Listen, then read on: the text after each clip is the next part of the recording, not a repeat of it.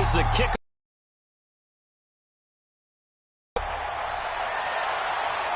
And no return. Catch a signal for and taken.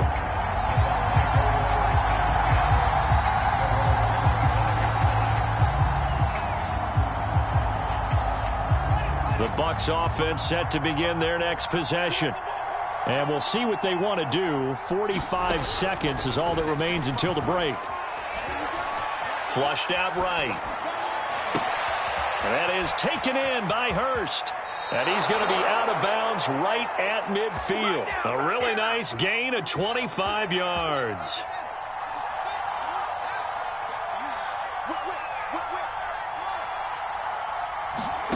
Play action. It's Fields. He'll buy some time right. And he wisely will throw that one away. So much for the best laid plans and best designed plays. That was good coverage along the sidelines. No place for that one to get in there. It sails incomplete.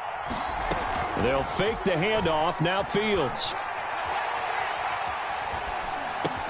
Now this will be swung out wide for Taylor. And he'll lose yardage here. Back at the 47. Now the Bucs going to use the first of their timeouts, as the clock will stop with 21 seconds to go here in the first half.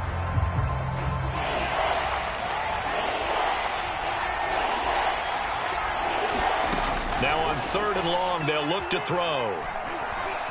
Escaping the pressure right. To the right side and complete to Hurst. And he goes out of bounds. It looks like right at the 50. They stop him for only 3 that time, and that'll bring up 4th down.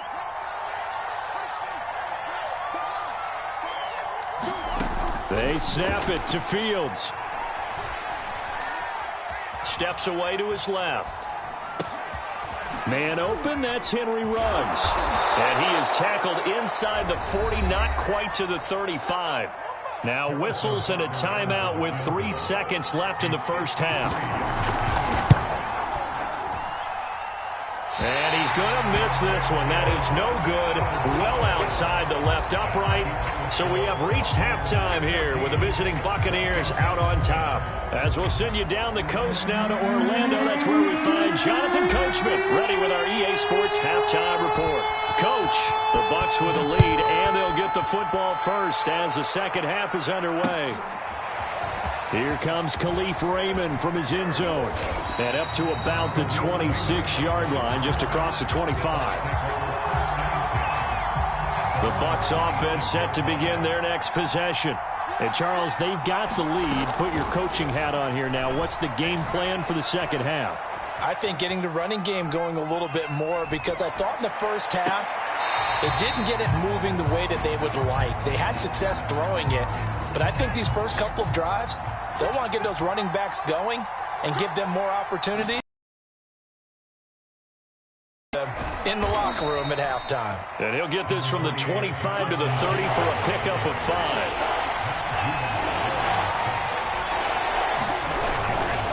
Again, it's Taylor. And some space here. And this is going to be a Bucs first down as he'll get this up to about the 42.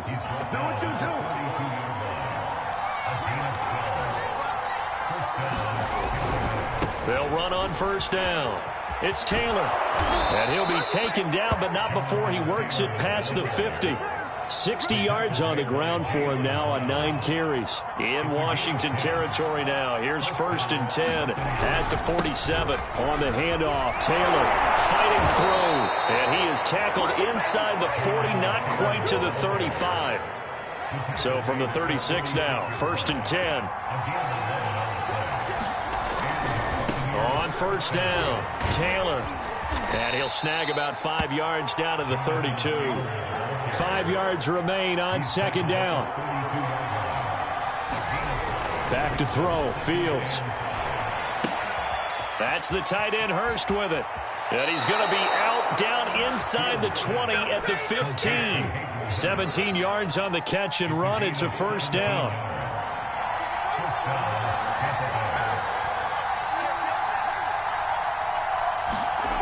From the red zone now, they'll look to throw. And he's got it. Touchdown. Henry Ruggs, his 4th touchdown on the year. here. And the Buccaneers take the opening kickoff of the third quarter and drive right down the field to extend their lead. And oh my goodness, this is nowhere close. Well to the right and no good. Now he's back out there to boom this one away, maybe with some frustration after the PAT miss. And that one will bounce out of the back of the end zone, so we will start here at the 25. The Washington offense at the line and ready to roll.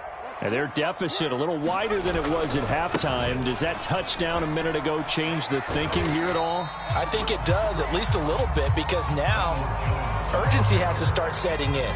You can't go out there and go 3 and out and run the risk of falling behind substantially, but you have to do it without pressing, because pressing, that'll lead you into bigger errors. He's going to air it out for Dorsett. Is this intercepted? It is. It's intercepted. Picked up by Jalen Ramsey. And the Buccaneers are going to have it here at their own 32-yard line.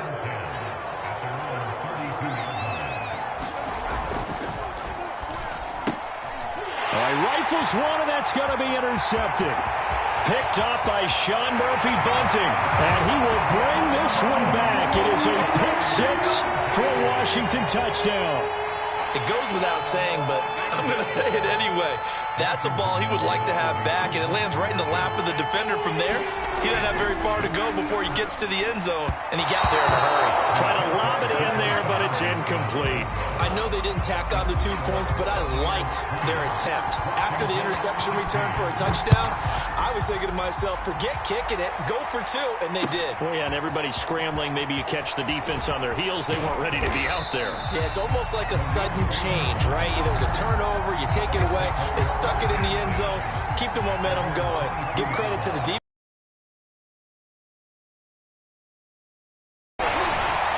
They're going to get about 3 here out of this first down run, and that'll bring up 2nd and 7. Give credit to the defense for stringing that play out, and they gave up no cutback angle. You know he was trying to dart through.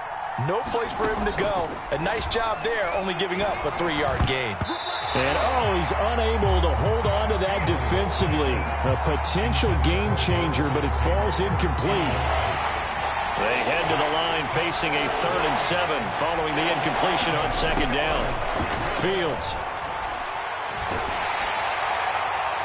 And that is incomplete. And that's a really good job there defensively. They went into this possession knowing that they needed to get a stop. They're in a tight ball game, and they got it done. Great work to force the 3 and out. Got the football right back for their offense. They've got to go to the sidelines feeling pretty good about themselves and encouraging their offensive mates to get some points.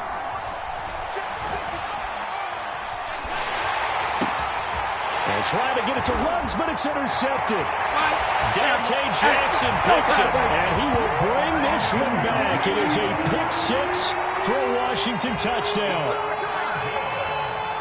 So they go on 4th down. Not only do they not get it, it turns into 6 points the other way. Disastrous. And many people think you should just go ahead and knock it down in that situation. Turn it over for the offense. But I had a defensive coordinator recently tell me, we see that as a passive play. We don't do that anymore. We want the ball in our hands, and we want to head the other way. Probably also instinct a lot of times. If you see a lot of green grass ahead of you, go ahead and grab it. It's the exact right play to do. That's knowing when to break the rules and when to make a play that maybe you hadn't been taught.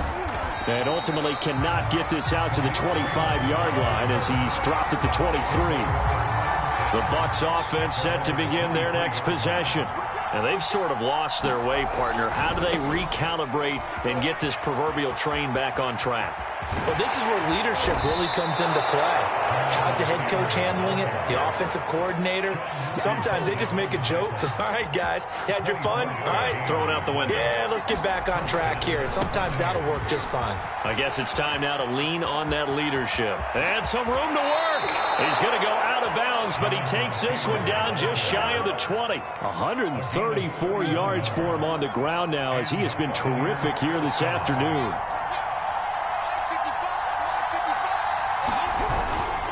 They'll run on 1st down. It's Taylor, and maybe a measure of revenge there. He's had his way in this one, but this time they get him behind the line. Throwing on 2nd and 14. Fields. And that'll fall incomplete. He was hit just as he let that go. And now it's third down. A lot of times it's that first read that you have. Maybe you get it in pre-snap. He locked in on his target, but he was covered quite well, and that one's incomplete. Third and long. It's Fields. That one complete. He finds Sharp. And he will reach the 5-yard line before going out of bounds. They're able to convert on third down, and that sets up a first and goal. It'll be first and goal when we come back. We'll return with more after this. This is the NFL, and it's on EA Sports. They'll run here with Taylor. And he'll get this one back to the 5-yard line, but no further than that. A line of scrimmage, once again the 5 as they get ready for second and goal. Here's Fields. Flush to his right. This is caught. That'll be a pickup of 4 as they work with his 4-point fourth quarter lead. For the lead, here's third and goal.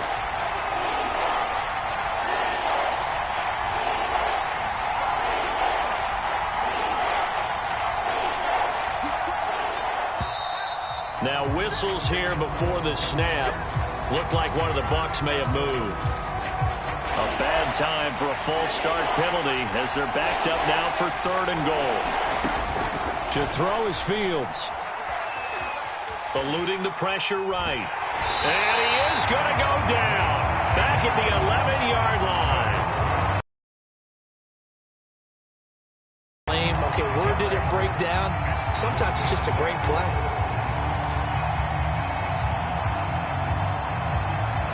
Likely the play of the game here, trailing in the final quarter and going for it on fourth and goal. As expected, they're going for it to keep the drive alive. And he's going to be intercepted a third time. Picked off at the 21.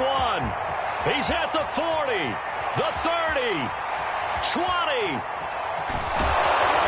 And they will finally get to him, but a great return has set him up first and goal at the 5. So first and goal, 6 points here would go a long way toward wrapping this one up.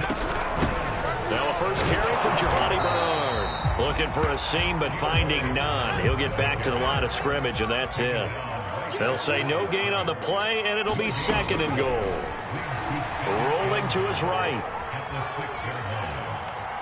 And he'll be forced out of bounds shy of the line of scrimmage, so that'll be credited as a sack. Officially, it will go as a 1-yard loss, and that's going to lead to a third down. Here's Herbert. Flushed out right. Looking end zone, but it's incomplete. So decision time now, because a field goal keeps it a one-score game. What are you thinking? Well, I'm looking at the down and distance, and that's where the issue comes in. It's not short enough that it's a no-brainer and you go for it. You have to analyze this one. To me, you take the field goal, take the points. I don't think you want to risk coming away with nothing. Now look at this. They get the turnover they needed. It's intercepted. Picked up by Jalen Ramsey. And the Bucs are right back in this football game. The Bucs offense set to begin their next possession. The interception sets them up with an opportunity to erase this fourth quarter deficit. And this series could very well determine our outcome. The last run got 3. Now here's 2nd and 7. Fields now to throw. Escaping the pressure right. To the right side, complete to Taylor. And he'll get it up a little shy of the 15. They'll spot him down at the 14-yard line. 7 yards there and a first down. Now a give to Taylor. And he can only manage to get a couple. 2nd and 8 coming up. The last run good for 2. Here's 2nd and 8.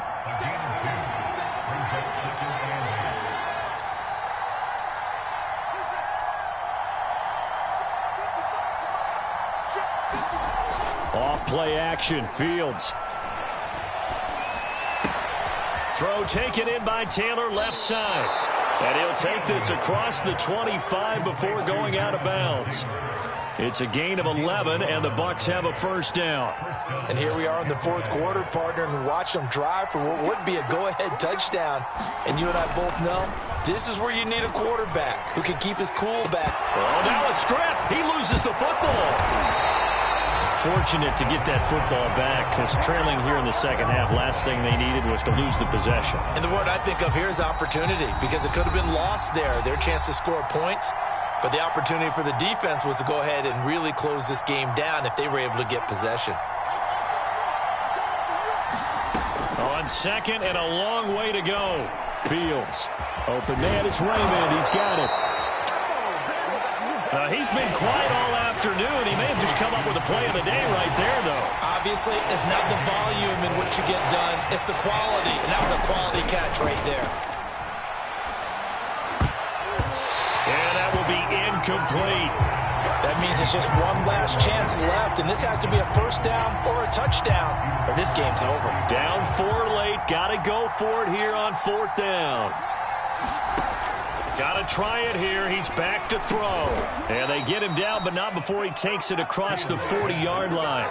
They keep the game alive, at least for the moment, as it's a first down.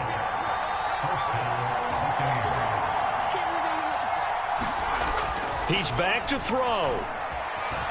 Flush to his right. He finds Taylor, complete.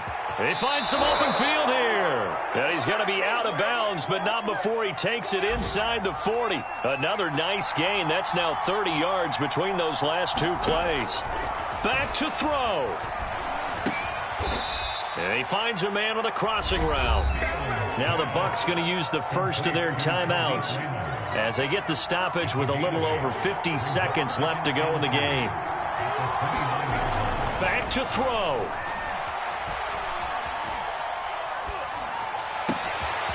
And his pass is intercepted for the fourth time today. Picked up by Sean Murphy Bunting. He's had a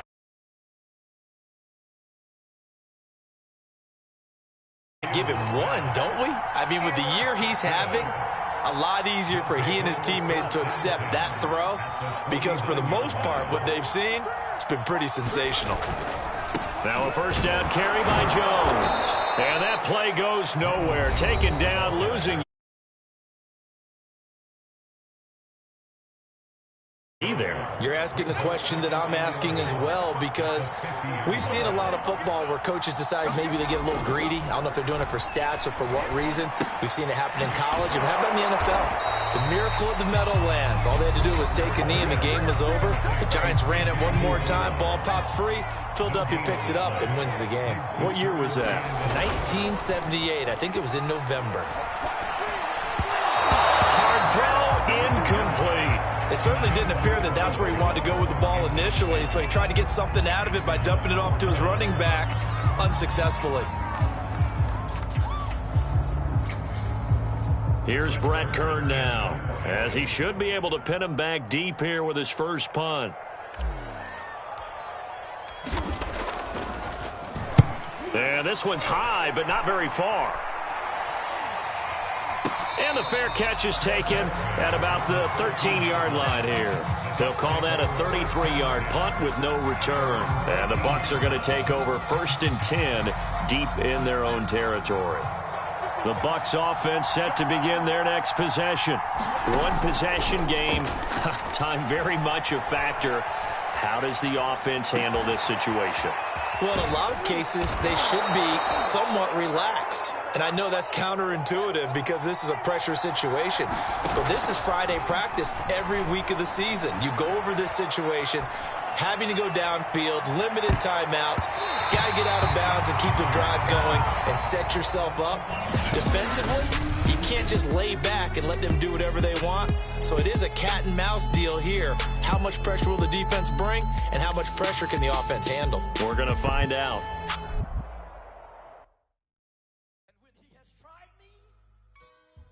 I shall come forth as pure gold. Have you been tried in the fire?